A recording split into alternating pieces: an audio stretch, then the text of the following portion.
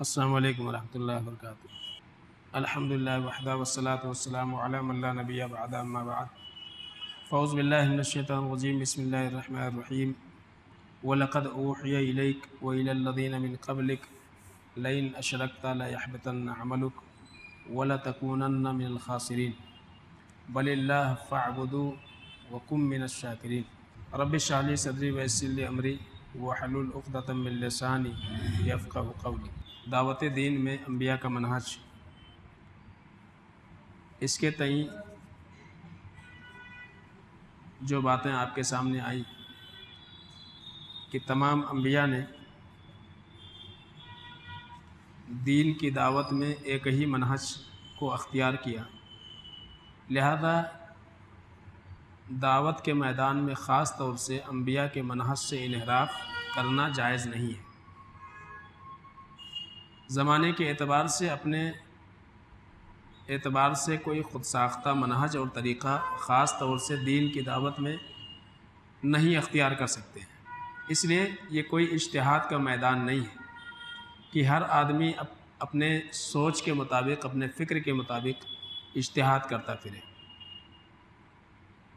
اور اس کے بعد پھر یہ ذکر کیا گیا کہ آج جتنے بھی داعی ہیں ان میں سے اکثریت کا معاملہ یہ ہے کہ انہوں نے انبیاء کے منہج کو خاص طور سے جو دعوت کے معاملے میں تھا اس کو چھوڑ دیا اور اپنے اعتبار سے ایک الگ میدان دعوت کا انہوں نے چنا، منتخب کیا اور اس کے اوپر ساری محنتیں اپنی صرف کر رہے ہیں، جو انبیاء کا منہج نہیں ہے۔ اور اس تعلق سے بھی بات آئی کہ سر فہرست مودودی صاحب، انہوں نے انبیاء کے منہج سے خاص طور سے دین کی دعوت میں انحراف کا راستہ اختیار کیا، ہٹ گئے انبیاء کے منہج سے، اور تمام تر ان کی کوششیں سیاسی رہیں نہ کہ دینی۔ اور اس تعلق سے کئی ایک اقتباسات ان کی کتابوں سے شیخ محترم نے نقل کیے، اور کچھ باتیں انشاءاللہ آج کے درس میں آئیں گی۔ مولانا مودودی لکھتے ہیں کہ افسوس کہ ہم تمام مسلمان بشمول مسلم اور غیر مسلم، کہتے ہیں تمام انسان خاص طور سے چاہے وہ مسلم ہو یا غیر مسلم ہو، ہم یہ دیکھتے ہیں کہ ہمارا جو مقصد ہے، مقصد کیا ہے؟ حکومت قائم کرنا۔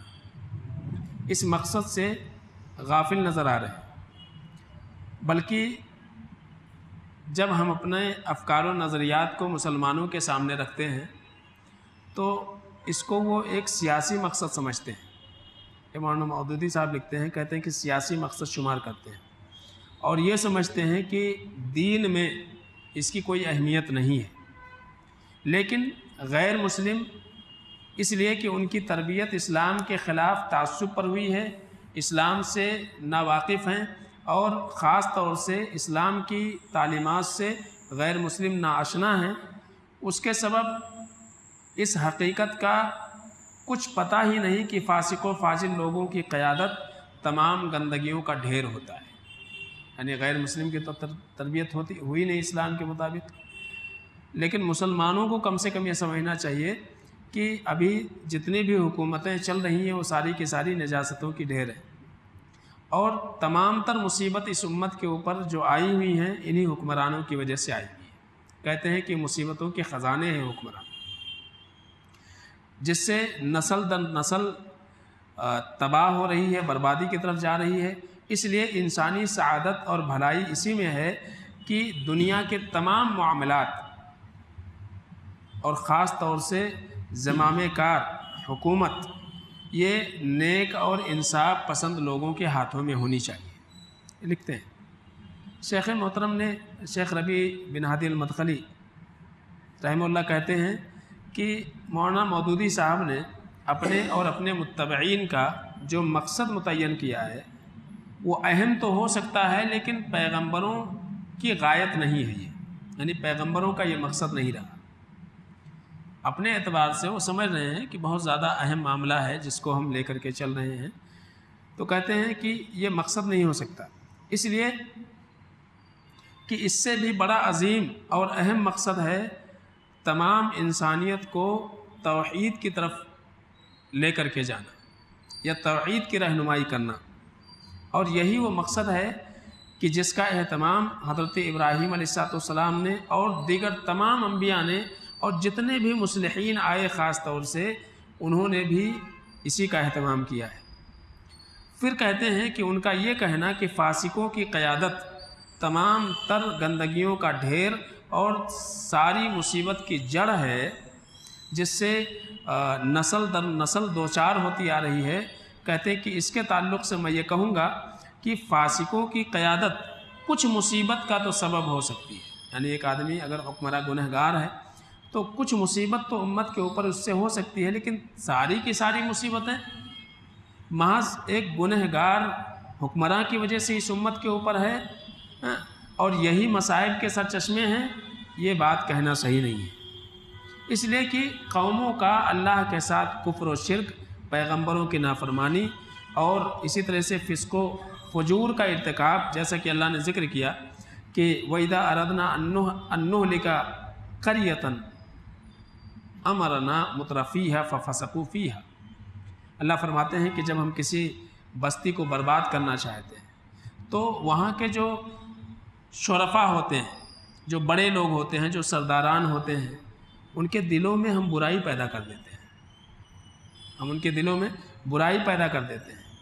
فَفَسَقُوا فِيهَا، تو پھر وہ جو ہے اسی برائی میں مست ہو جایا کرتے ہیں۔ فَحَقَّ عَلَيْهِ الْقَوْلُ، اور پھر جو ہے ہمارا فرمان ان کے اوپر صادر ہو جاتا ہے۔ فَدَمَّرْنَاهَا تَدْمِيرًا، اللہ فرماتے ہیں پھر ہم اس بستی کی اینٹ سے اینٹ بجا دیتے ہیں۔ اور اس کے بعد اللہ فرماتے ہیں وَمَا أَصَابَكُم مِّن مُّصِيبَةٍ فَبِمَا كَسَبَتْ أَيْدِيكُمْ وَيَعْفُو عَن كَثِيرٍ، کہ تمہیں جتنی بھی مصیبت پہنچتی ہے یہ تمہارے اپنے کرتوت کا نتیجہ ہوتا ہے، اور بہت سارے گناہوں سے تو اللہ درگزر کر دیتا ہے، اس کو معاف کر دیتا ہے۔ تو اس طرح کی آیتیں اور بہت ساری آیتیں قرآن میں اس تعلق سے ہیں۔ ان آیتوں پر غور کریں گے تو پتہ یہ چلے گا کہ مصیبتیں جو آتی ہیں وہ صرف حکام کی وجہ سے نہیں آتی ہیں، بلکہ یہ جملہ یہ بتا رہا ہوں وَمَا أَصَابَكُم مِّن مُّصِيبَةٍ، کہ ہر کسی سے یہ مخاطب ہے قرآن، کہ کسی کو بھی جو پریشانی آتی ہے، یہاں تک کہ صحابہ کا بھی یہ معاملہ تھا کہ اگر سر میں درد بھی ہوتا تھا تو یہ سوچتے تھے کہ ہمارے گناہوں کا نتیجہ ہے، اور اگر کبھی بہت دنوں تک کسی مصیبت اور تکلیف سے بچے رہتے تھے تو ڈرنے لگتے تھے کہ کہیں ایسا تو نہیں کہ اللہ رب العالمین ہم سے ناراض ہو گیا۔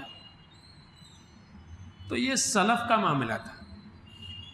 تو یعنی تمام تر مصیبتوں کا جڑ حکمران کو قرار دینا یہ بات صحیح نہیں ہے، بلکہ عوام کے اندر بھی اگر برائی ہوتی ہے تو اس پر بھی اللہ گرفت کرتا ہے۔ تو آیتیں یہ بتا رہی ہیں کہ عوام کے گناہوں کی وجہ سے اللہ تعالیٰ مصیبتیں نازل کرتا ہے، کبھی جنگوں کی شکل میں، کبھی بیماریوں کی شکل میں، کبھی قحط سالی کی شکل میں، اور مختلف طریقے ہیں۔ کبھی بجلی کی کڑک یا سونامی، سیلاب، کئی طریقے سے۔ کبھی جو ہے اللہ تعالیٰ پیدائش، جو زمین کی پیداوار ہوتی ہے اس کی برکتیں اللہ چھین لیتا ہے۔ تو کئی شکلیں ہوتی ہیں اللہ کے جانب سے اپنے بندوں کو آزمانے کی اور مصیبتوں میں ان کی پکڑ کرنے کی۔ کہتے ہیں لیکن ان تمام کے باوجود ہندوستان میں، اس ملک میں پائی جانے والی بت پرستی اللہ تعالیٰ انبیاء علیہم السلام اور مصلحین امت کی نگاہ میں حکام کے جور و ظلم سے کہیں زیادہ بری ہے۔ یعنی بتانے مقصود ہے کہ ایک طرف شرک بہت زیادہ ہو رہا ہے، جو عوام جس کے اندر مبتلا ہے، عوام اس شرک کے اندر، اس کفر کے اندر مبتلا ہے، بت پرستی میں مبتلا ہے، تو حکمرانوں کا گناہ گار ہونا اس سے کہیں زیادہ خطرناک یہ بت پرستی ہے، یہ کفر و شرک والی زندگی ہے جو لوگ جی رہے ہیں۔ اسی لیے حضرت ابراہیم علیہ السلام دعا کرتے تھے وَجْنُبْنِي وَبَنِيَّ أَن نَّعْبُدَ الْأَصْنَامَ، کہ اللہ مجھے بھی اور میرے نسلوں کو اللہ بت پرستی سے بچانا۔ تو حضرت ابراہیم علیہ السلام کے دور میں سب سے زیادہ ظالم، شرکس اور مفسد حکمران تھا۔ کون تھا؟ نمرود، سب سے زیادہ ظالم۔ لیکن حضرت ابراہیم علیہ السلام نے نمرود کے خلاف جو محاذ آرائی کی، وہ اس لیے نہیں کہ وہ ظالم و جابر ہے، یا حضرت موسیٰ علیہ السلام نے جو فرعون کے خلاف محاذ آرائی کی اس لیے نہیں کہ فرعون بہت بڑا ظالم تھا، بچوں کو قتل کر دیتا تھا، عورتوں کو چھوڑ دیتا تھا، یا کسی خاص قبیلے کے تئیں جو ہے وہ تعصب رکھتا تھا اور ظلم کرتا تھا ان کے اوپر، اس وجہ سے حضرت موسیٰ علیہ السلام اس کے خلاف نہیں کھڑے ہوئے، بلکہ چاہے وہ اللہ کے نبی صلی اللہ علیہ وسلم ہوں، یا حضرت موسیٰ علیہ السلام ہوں، حضرت ابراہیم علیہ السلام ہوں، ہر ایک نے توحید کی دعوت اور شرک کو وہاں سے، توحید کی دعوت کو اجاگر کرنے اور شرک کو وہاں سے مٹانے کو اپنا مقصود بنایا تھا۔ ان کے ظلم اور مظالم کے اوپر اتنی توجہ انہوں نے نہیں دی۔ یعنی آخر میں حضرت موسیٰ علیہ السلام نے جب سمجھا کر کے تھک گئے فرعون کو، تو آخری میں ایک بات کہی تھی کہ ٹھیک ہے تم نہیں مانتے، کوئی بات نہیں، کم سے کم بنو اسرائیل یا جو لوگ ایمان لائے ہیں ان کا پیچھا تو چھوڑ دو۔ بھائی ہم نہیں رہنا چاہتے، تم یہ بول رہے ہیں نا کہ ہم اس ملک کے اندر فساد برپا کر رہے ہیں اور تمہیں اپنی حکومت کا خطرہ لگ رہا ہے، تم یہ سوچ رہے ہو کہ ہمارے متبعین زیادہ ہو جائیں گے، ہمارے ماننے والے زیادہ ہو جائیں گے تو ہماری اکثریت ہو جائے گی اور اسی طرح سے تم اقلیت میں رہ جائیں گے، تو اقلیت میں ہونے کی وجہ سے تمہیں اپنے کرسی جانے کا خطرہ ہے، تو ہم یہ ملک ہی چھوڑنے کو تیار ہیں نا، تو ہم کو جانے دیجئے، بنو اسرائیل کو یا جو لوگ ایمان لائے ہیں ان کو یہاں سے جانے دیجئے، ہم یہاں سے نکل جائیں گے۔ اور تمام تر ہجرتیں جتنی ہوئی ہیں اس کے پیچھے مظالم مقصود نہیں تھا کہ ظلم بہت زیادہ ہو رہا تھا اس لیے ہجرت کا حکم دیا گیا، نہیں، ہجرت کا حکم اس وقت ہوتا ہے جب کسی سرزمین میں اللہ رب العالمین کی عبادت کرنا مشکل ہو جائے۔ مکہ سے اللہ کے نبی صلی اللہ علیہ وسلم نے مسلمانوں کو ہجرت کا حکم اس وقت دیا جب مکے میں اسلام کے اوپر عمل کرنا مشکل ہو گیا، عبادت کرنا مشکل ہو گیا، تب آپ نے ہجرت کا حکم دیا، ورنہ مظالم تو اولین دن سے ڈھائے جا رہے تھے۔ اور صحابہ جب آپ سے کہہ رہے ہیں، دفاع کی اجازت مانگ رہے ہیں، تو آپ کہہ رہے ہیں صبر کرو۔ لیکن جب آپ صلی اللہ علیہ وسلم کو خانہ کعبہ میں نماز پڑھنے سے روک دیا گیا، ابو جہل دھمکی دے رہا ہے، کبھی جو ہے عقبہ بن معیط آ کر کے دھمکی دے رہا ہے، نماز پڑھتے ہوئے دیکھیں گے گردن پہ چڑھ جائیں گے، تمہارا گلا دبا دیں گے، اور کوشش بھی انہوں نے کی، سجدے کی حالت میں اونٹ کی وجھڑی لا کر کے رکھ دیا، اس کے نیچے اللہ کے نبی صلی اللہ علیہ وسلم دب گئے۔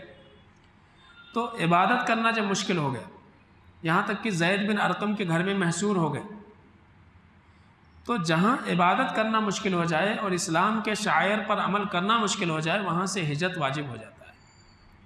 تو حضرت ابراہیم علیہ السلام نے عراق چھوڑا، اللہ کے نبی صلی اللہ علیہ وسلم نے مکہ چھوڑا، حضرت لوط علیہ السلام بھی عراق سے نکل گئے۔ تو جتنے بھی انبیاء نے ہجرت کی یا صحابہ نے ہجرت کیا، مقصود کیا تھا؟ مقصود یہ نہیں تھا کہ وہاں کا ظالم، وہاں کا بادشاہ جو ہے بہت بڑا ظالم ہے، اس کے ظلم سے تنگ آ کر کے مسلمان ہجرت کرنے پر مجبور ہو گئے، نہیں، بلکہ جب دین کے اوپر عمل کرنا مشکل ہو گیا تب انہوں نے ہجرت کا راستہ اختیار کیا۔ تو یہ کہنا کہ ظالم اور فاسق حکمرانوں کی وجہ سے ساری مصیبتیں آتی ہیں، یہ کہنا صحیح نہیں ہے، بلکہ تمام تر مصیبتوں کی جڑ اگر کوئی ہے تو وہ عقیدے توحید سے انحراف ہے، صحیح عقیدے کو چھوڑنے کا نتیجہ ہے۔ اور شروع میں اس سے پہلے بھی ذکر آیا کہ دین کے اندر جو اصل ہے توحید ہے، اور جب توحید کے اندر فساد برپا ہو جائے تو باقی سارے عمل کی کوئی حیثیت نہیں رہ جاتی ہے۔ تو بت پرستی ہی دراصل دین کے تبدیلی کا سبب بنتی ہے۔ تو جب کلمہ توحید غالب ہوگا، شرک کی آواز دب جائے گی، تو یہ حکمراں جو ہیں ان کے حالات ویسے ہی صحیح ہو جائیں گے، یہ ویسے ہی سدھر جائیں گے۔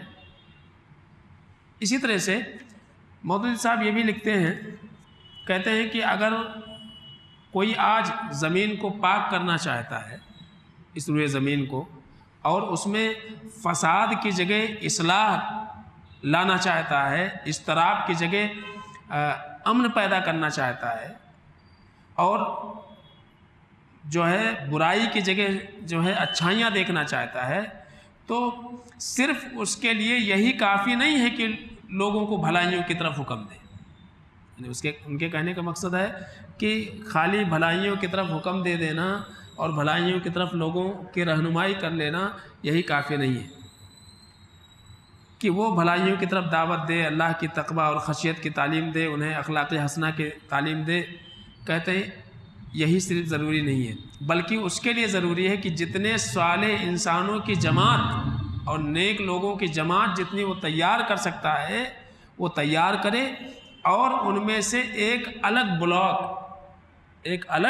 بلاک جو ہے جماعتی قوت کا قائم کرے، اور یہ لوگ کیا کریں کہ یہ حکومت جن کے ہاتھوں میں ہے ان سے حکومت چھیننے کی کوشش کریں، ایسا لکھتے ہیں۔ کہتے ہیں جو بھی دنیا میں اقتدار کے اوپر فائز ہیں تو انقلاب برپا کر کے ان کے ہاتھوں سے حکومت چھیننے کی کوشش کریں۔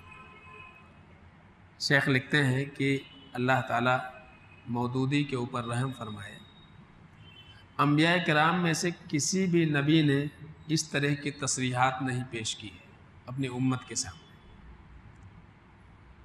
جن کا یہ خود اور اسی طرح سے اپنے متبعین کو مکلف بنا رہے ہیں کہ وہ ہمارے ماننے والوں کی ذمہ داری ہے کہ یہ ایسا کام کریں کہ حکمرانوں سے ان کی حکومت چھینی جائے، اور کہتے ہیں کہ یہ ایک ایسا بوجھ ہے،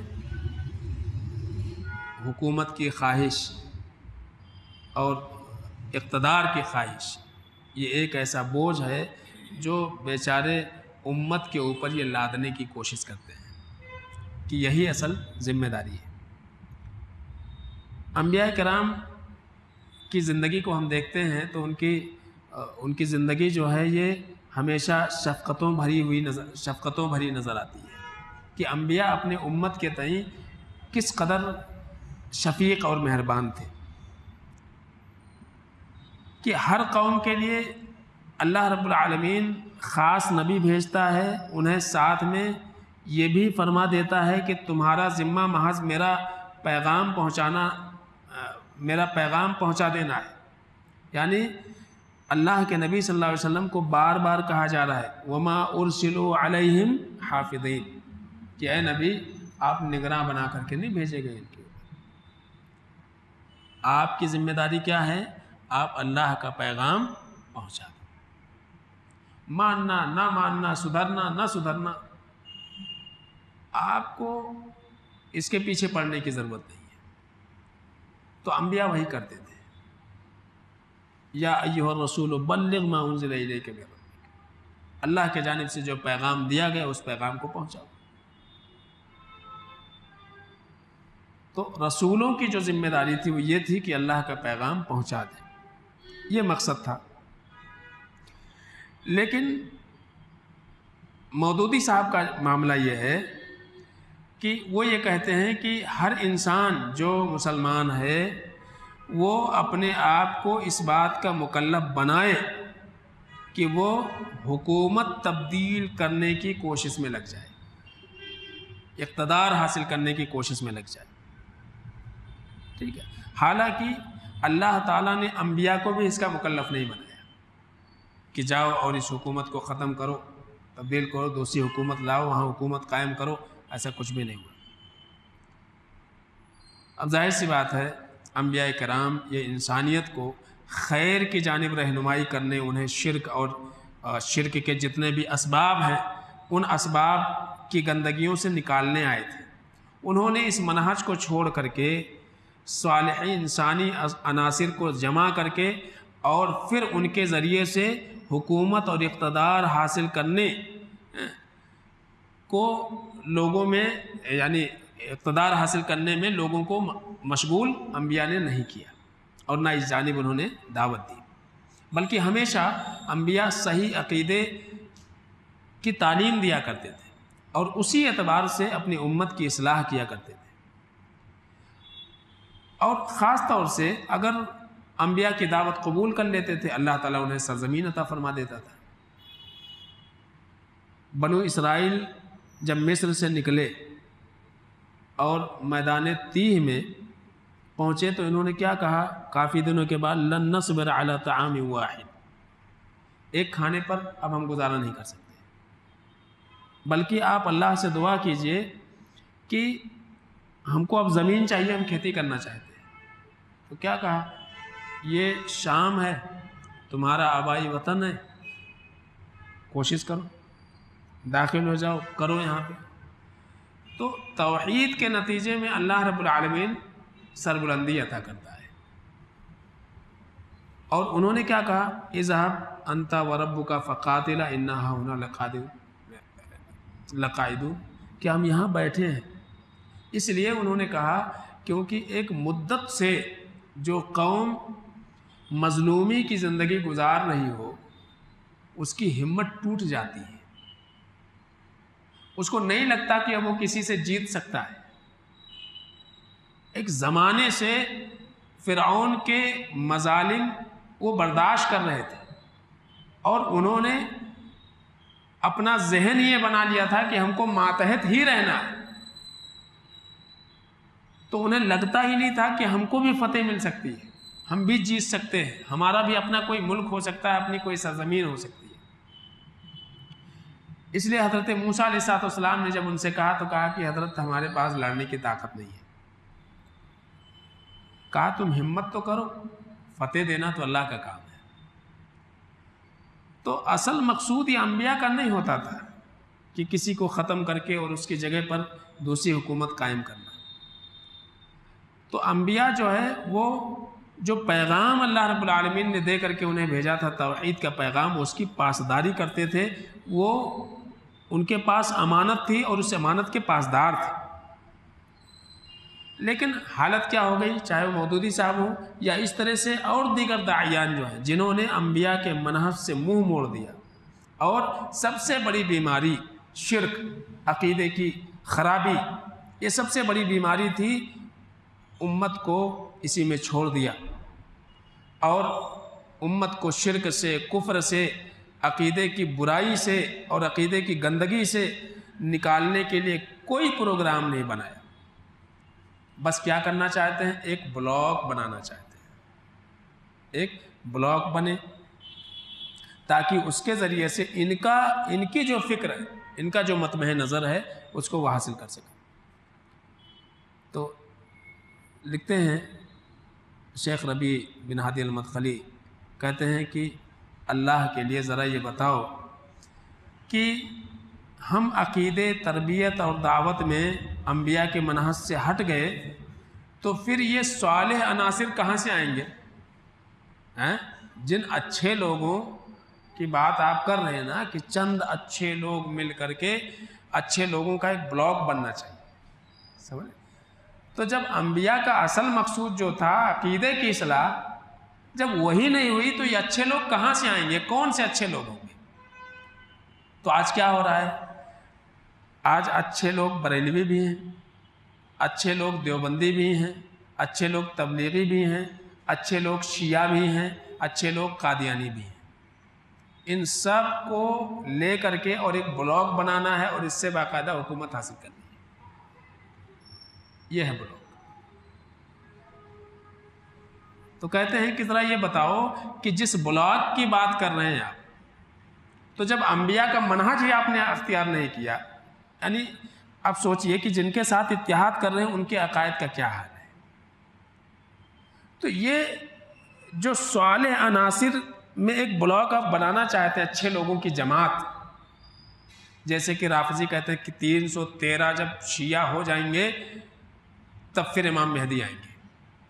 تو ایسے ایک خواب ہے کہ ایک صالح عناصر، ایک نیک لوگوں کی جماعت جب تیار ہو جائے گی، تیار ہو جائے، اس کے بعد جو ہے وہ لڑ پڑے اور حکومت حاصل کرنے کی کوشش کرے. تو کہتے ہیں کہ یہ آسمان سے اتریں گے، یہ جو بلاک ہے نیک لوگوں کا، یہ جماعت کہاں سے اترے گی؟ آسمان سے. وہاں سے لائیں گے ان کو. افراد کی اصلاح کرو، جو انبیاء کا کام تھا، جو انبیاء کا طریقہ کار تھا. اور خاص طور سے مودودی صاحب لکھتے ہیں،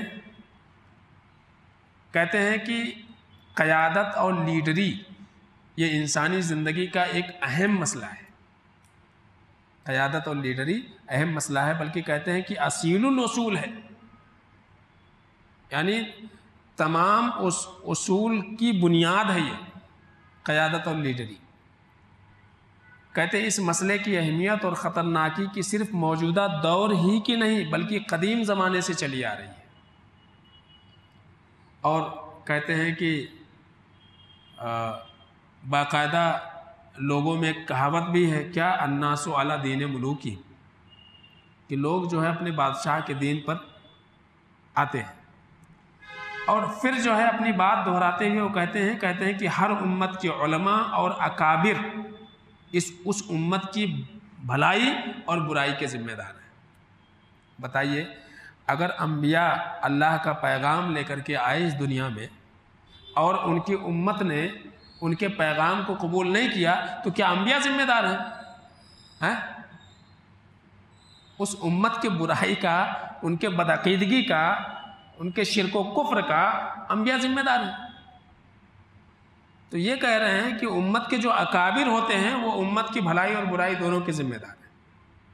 تو اکابر کو پہلے ختم کرو، بڑوں کو ختم کرو. یہ ایک عظیم مفکر کے خیالات ہیں، جس کو کہا جاتا ہے بہت بڑے مفکر تھے، کہ انہوں نے انبیاء کے اوپر بھی تہمتیں لگائیں، جتنے بھی بڑے. یعنی قوم نہیں سدھر رہی ہے تو اس قوم کے علماء ذمہ دار ہیں. اس کے قوم کے علماء، ان کی وجہ سے امت بگڑی ہوئی ہے. بھائی علماء امت، اکابر امت اپنا کام کر رہے ہیں، ماننا نہ ماننا یہ عوام کی ذمہ داری ہے، اور ہدایت دینا اللہ کے ہاتھ میں ہے. علماء اور اکابر کے ہاتھوں میں ہدایت دینا نہیں ہے، انبیاء کے ہاتھوں میں ہدایت دینا نہیں ہے. انک لا تہدی من احببت ولکن اللہ یہدی من یشاء. ایک عظیم مفکر اتنی بات نہیں سمجھ پا رہا ہے، اور لکھتے ہیں، کہتے ہیں کہ بھلائی ہو یا برائی ہو وہ بڑے ہی ذمہ دار ہوتے ہیں. یہ بھی تو بڑے تھے. تو کہتے ہیں کہ صاحب کتاب کہتے ہیں کہ اگر میں کہیں سنا ہوتا یہ جملہ مولانا مودودی صاحب کی طرف منسوب کرتے ہوئے کسی نے کہا ہوتا کہ انہوں نے ایسا کہا ہے، تو میں سمجھتا کہ شاید سامنے والا تہمت لگا رہا ہے کہ اتنا بڑا جملہ کیسے بول سکتا ہے آدمی. کہ بھئی قوم اگر برائی میں گرفتار ہے، قوم ایمان نہیں لاتی، تو اس کا ذمہ دار نبی، بڑے ان کے اکابر، علماء، دین کے دائی، وہ ذمہ دار. تو کہتے ہیں کہ میں تہمت سمجھتا اس کو، کہ بھائی اتنے بڑی شخصیت ہے، اتنے عظیم مفکر ہیں، مفکر اسلام مانا جاتا ہے، اور اتنی بڑی بات اور ایسی بات کہہ رہے ہیں. تو کہتے ہیں کہ میں سمجھتا کہ شاید کوئی ان کے اوپر تہمت لگا رہا ہے. لیکن چونکہ ان کی کتاب تحریک اسلامی کی اخلاقی بنیادیں یہ میرے سامنے ہیں، اور اس میں یہ عبارت لکھی ہوئی ہے. کہتے ہیں یہ کتابی شکل میں برابر مسلسل سالوں سے یہ کتاب تقسیم ہو رہی ہے، چھپ رہی ہے، لوگوں کے ہاتھوں میں جا رہی ہے، اور کسی کی توجہ اس کے اوپر نہیں جاتی ہے. حالانکہ سب سے اہم مسئلہ توحید اور ایمان کا مسئلہ ہے، جسے تمام انبیاء لے کر کے آئے. وما ارسلنا من قبلک الا رسول الا نوحی الیہ انہ لا الہ الا انا فاعبدون. کہ سب سے بڑا مسئلہ وہ تو توحید کا مسئلہ تھا. یہ کہتے ہیں سب سے بڑا مسئلہ، سب سے اہم مسئلہ، اصیل الاصول قیادت اور لیڈری ہے، حکومت ہے. اللہ فرماتے ہیں وَلَقَدْ أُوحِيَ إِلَيْكَ وَإِلَى الَّذِينَ مِن قَبْلِكَ لَئِنْ أَشْرَكْتَ لَيَحْبَطَنَّ عَمَلُكَ. بار بار قرآن تنبیہ کر رہا ہے، بتا رہا ہے کہ شرک کریں گے اے نبی آپ بھی، اور آپ سے پہلے جو انبیاء ہیں وہ بھی شرک کر لیں تو ہم سارے کے سارے لوگوں کے اعمال کو برباد کر دیں گے، آپ کے بھی اعمال کو برباد کر دیں گے. وَلَتَكُونَنَّ مِنَ الْخَاسِرِينَ، اور آپ نقصان اٹھانے والوں میں سے ہو جائیں گے. فَاعْبُدْ وَكُن مِنَ الشَّاكِرِينَ، ایک اللہ کی عبادت کرو، شکر گزار بن جاؤ. تو یہ وہ سب سے اہم مسئلہ ہے، سب سے اہم مسئلہ ہے توحید، اور توحید کی دعوت اور شرک سے امت کو بچانا۔ یہی وجہ ہے کہ جتنی ساری جنگیں ہوئیں، آخر اللہ کے نبی صلی اللہ علیہ وسلم اور آپ کے نہ ماننے والوں کے درمیان، یا انبیاء اور انبیاء کے نہ ماننے والوں کے درمیان جھگڑا کس بات کا تھا؟ جھگڑا توحید ہی کا تھا، عقیدے ہی کا جھگڑا تھا۔ اب شروع میں بات آئی کہ اللہ کے نبی علیہ وسلم نے پوری باتیں سن لی سرداران قریش کے، اور کہا کہ حضرت ایک بات کہوں، ایک بات بول دیتا ہوں، عرب عجم کے مالک بن جاؤ گے۔ کہا رے ایک بات کیا، اتنے فائدے کی بات بتا رہے، 10 باتیں بولو بھتیجے۔ تو آپ نے کیا کہا؟ قل لا الہ الا اللہ تملک العرب والعجم۔ اور یہی وجہ تھی کہ جب آپ نے توحید کی دعوت پیش کی تو ابو لہب چلا اٹھا، تیرا ستیہ ناش ہو، اسی لیے جمع کیا تھا، تبت یدا ابی لہب نازل کر دیا اللہ تعالیٰ نے۔ تو انبیاء کے درمیان اور ان کے قوموں کے درمیان جو مارکے پیش آئے، اس کی وجہ کیا تھی؟ توحید، عقیدہ، ان کے درمیان پایا جانے والا شرک، بدعقیدگی، گمراہی، یہی وجہ تھی۔ جتنی بھی امتیں ہلاک کی گئی، حضرت نوح علیہ السلام کی قوم ڈبو کے مار دی گئی، فرعون اور اس کے متبعین ڈبو کر کے مار دیے گئے۔ کیوں؟ توحید کی وجہ سے، ظلم کی وجہ سے نہیں۔ سب سے بڑے ظلم کی وجہ سے وہ ہے شرک۔ جو مظالم انہوں نے ڈھایا بنو اسرائیل کے اوپر، اس کی وجہ سے نہیں مارے گئے، اس کی وجہ سے نہیں ہلاک ہوئے۔ عاد اور سمود کے اوپر جو مصیبتیں آئیں، جو پریشانیاں آئیں، جو آندھیاں چلائیں اللہ تعالیٰ نے، کیوں؟ بہت بڑے ظالم تھے اس لیے؟ نہیں، وہ مشرک تھے، شرک کرنے والے تھے۔ تو سارا جھگڑا توحید ہی کا تھا۔ تو سب سے اہم مسئلہ ہوا توحید۔ کسی کو عذاب سے دوچار کیا گیا، کسی کو دھنسا دیا گیا، کسی کو ڈبا دیا گیا۔ یہ سارا مسئلہ جو پیش آیا وہ توحید کی وجہ سے آیا، عقیدے کی وجہ سے آیا۔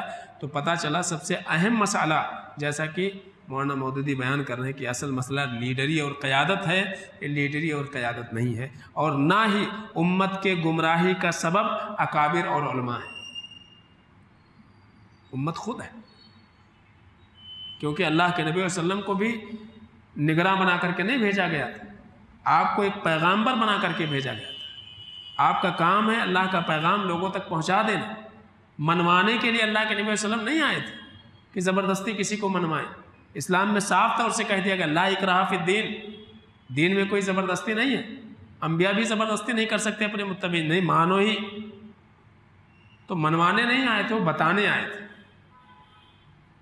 تو لہذا یہ کہنا کہ امت کی ساری فساد کے جڑ حکمران ہیں یا علماء اور اکابر ہیں، ان کی وجہ سے جو ہے امت کے اندر گمراہی پائی جاتی ہے، لہذا سب سے پہلے ان کو ختم کرو، اور اپنے اعتبار سے جن کو یہ سمجھتے ہیں کہ صالح عناصر اور صالح جماعت اور نیک لوگ، ان کے ذریعے سے نئی حکومت قائم کرو۔ یہ انبیاء کا منہج نہیں رہا ہے، یہ انبیاء کے منہج سے سراسر انحراف ہے اور ہٹے بھی ہے۔ اور آپ دیکھ رہے ہیں کہ یہی وجہ ہے کہ آج مسلسل کئی سالوں سے جس چیز کے اوپر محنت کی جا رہی ہے، اس کا 1% بھی کامیابی ان کو نہیں ملی ہے دنیا کے کسی بھی کونے میں۔ اس لیے کہ انبیاء کے منہج سے ہٹ کر کے جو بھی مشن اختیار کیا جائے گا، اس کو ناکامی کا منہ دیکھنا پڑے گا۔ اللہ سے دعا ہے کہ اللہ العالمین ہم سب کو صحیح طور سے کتاب و سنت کو سمجھنے عمل کرنے کی توفیق عطا فرمائے۔ آمین۔